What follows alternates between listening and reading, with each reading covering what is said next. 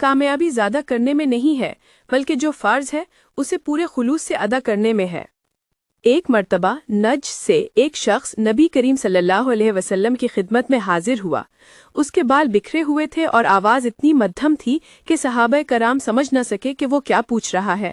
جب قریب آیا تو معلوم ہوا کہ وہ اسلام کے بارے میں سوال کر رہا ہے۔ نبی کریم صلی اللہ علیہ وسلم نے فرمایا، اسلام یہ ہے کہ دن اور رات کی 5 وقت کی نمازیں پڑھو۔ اس نے کہا، کیا بس یہی اور کوئی نہیں؟ آپ صلی اللہ علیہ وسلم نے فرمایا، ہاں فرض تو یہی ہے، باقی نفل پڑھو گے تو یہ تمہاری اپنی چاہت ہے۔ پھر آپ صلی اللہ علیہ وسلم نے فرمایا، رمضان کے روزے رکھو۔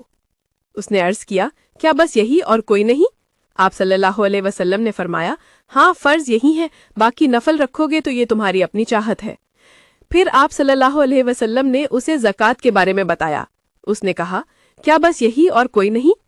آپ صلی اللہ علیہ وسلم نے فرمایا، ہاں فرض یہی ہے، باقی نفل صدقہ تمہاری اپنی چاہت ہے۔ وہ شخص واپس پلٹتے ہوئے کہتا چاہ رہا تھا، اللہ کی قسم نہ میں اس میں کمی کروں گا نہ اضافہ۔ اس پر نبی کریم صلی اللہ علیہ وسلم نے فرمایا، اگر یہ سچا ہے تو کامیاب ہو گیا۔ پیغام: دوستو، یہ حدیث ہمیں یہ سکھاتی ہے کہ کامیابی زیادہ عبادتوں کے دعووں میں نہیں بلکہ انہی فرائض کو پورے خلوص سے ادا کرنے میں ہے جو اللہ نے ہمارے ذمے کیے ہیں۔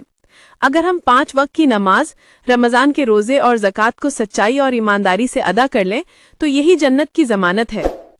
یہ حدیث اچھی لگی ہو تو چینل کو سبسکرائب کریں، لائک اور شیئر کریں اور کمنٹ کریں۔